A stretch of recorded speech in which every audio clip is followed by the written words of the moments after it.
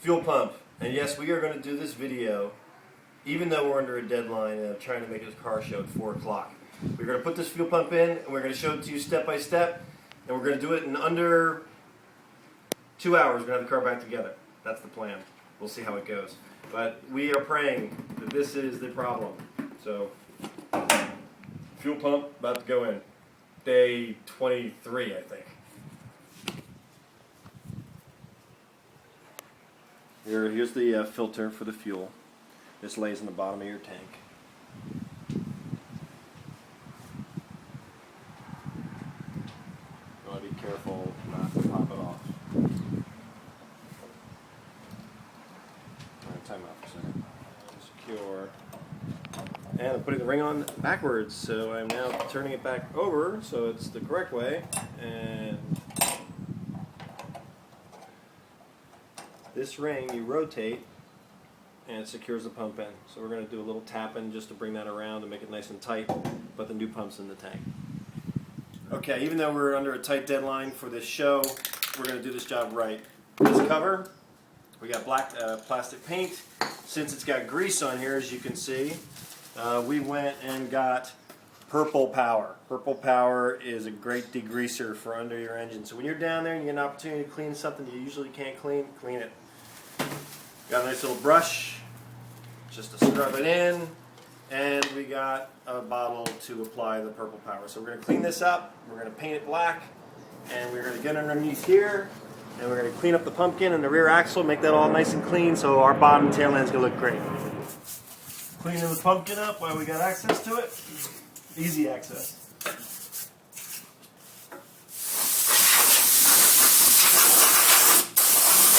Dry it up.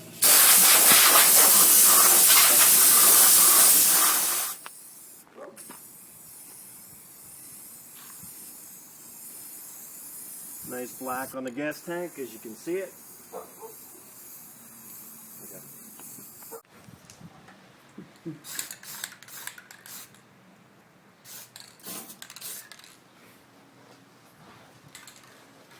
Good enough, don't shoot too much. There she is.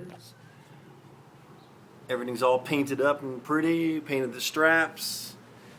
In the back right now is the cover drying, and once that's all dry, we are going to be putting the gas tank back in the car. It'll be nice and clean, and I pray running. Keep saying pray. Here goes the GT. Alright, here's covers painted, put in position. This side strap, doesn't that sound good? This side strap has 2 push pins, so you put your 2 push pins forward part. You can get them at auto places also. Obviously this is on this side, that's where the fuel pump hooks up to. And you lay it back in the shell, just like so. And now we're going to get underneath it. Okay, what we got now is we put a jack underneath with a blanket so we're not scratching up the bottom cover that we just painted. The tank's in position, and now we're about to attach the gas sensor and the fuel pump wiring, and also the lines.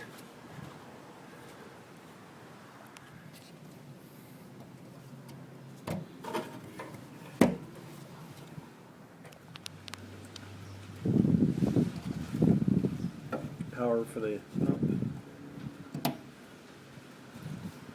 This is your gas line. This is why I wasn't able to siphon it, because it's got some safety at the bottom, so you can't get the hose into the tank. So it made it kind of tough. I'm sure there's some kind of special tool for that too. That goes in here like that.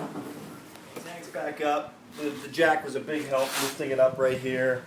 Once we got these 2 push pins set on this strap, we tightened up this strap and did the other one. And since I'm there, even though in I think the second day video that we had, we changed this out, I just wanted to test it again. And how I test is I blow through it like this. Not the healthiest thing to do, but air travels through this quite easily. that means this filter's not plugged. It's a new filter.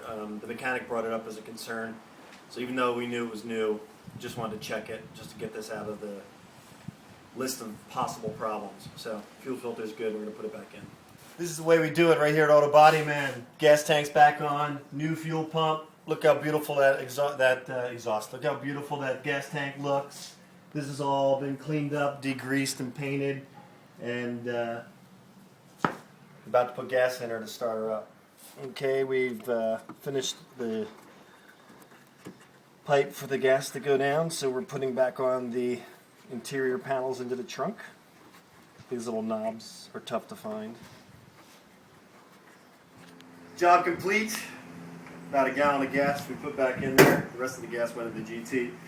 So we are about to start turning her over. It's going to take a little bit because that pump's going to be sucking air for the first effort. Okay. It's important when you're jacking your car up to use boards because this metal bends pretty easy. So we use wood to protect the car.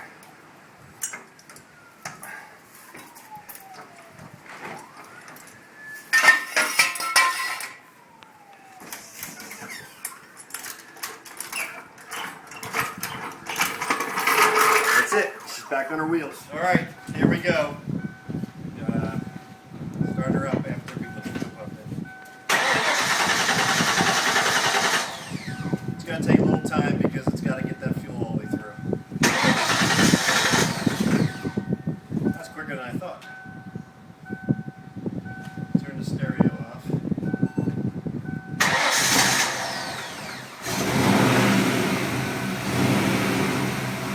We have a working fuel pump.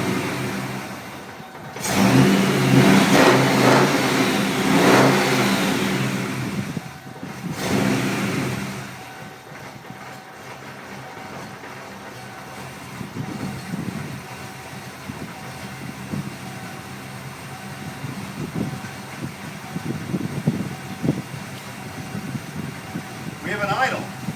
We have an idle! We're going to take it for a test drive and bring it back and see. Well, guys, new fuel pump and still have the surge. So that was not the correct diagnosis. We're going to the show. Last minute, Flo comes over, a friend of ours, unplugs the mass airflow sensor, and the idle's fine. So we believe we've actually found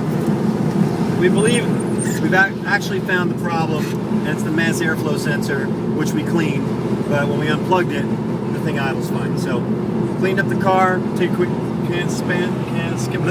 scan around Ricky. She's all cleaned up, she's purring like a kitten, and we are going to the show. Alright, we made it to the show. So, we got late for registration because of the work we were doing, but we're going to be back next month to enter it. But people are looking at it and interested in it, so we're just glad to be here.